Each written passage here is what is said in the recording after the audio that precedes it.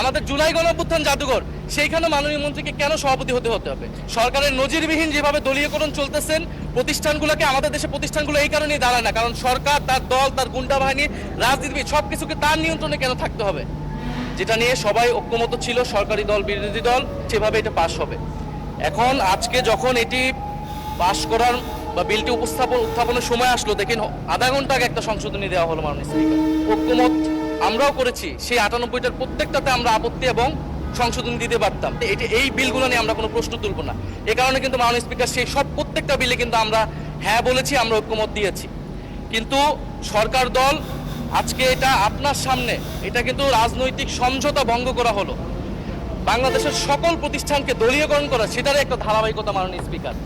দলীয়করণ, পরিবারকরণ সবকিছু করা হয়ে গেছে। আমাদের মাননীয় মন্ত্রীদের সন্তানরা সেই ক্রিকেট বোর্ডের সদস্য হয়ে গেছে। এখন আর না হলে আমাদের এখানে থাকার কোনো দরকার নেই।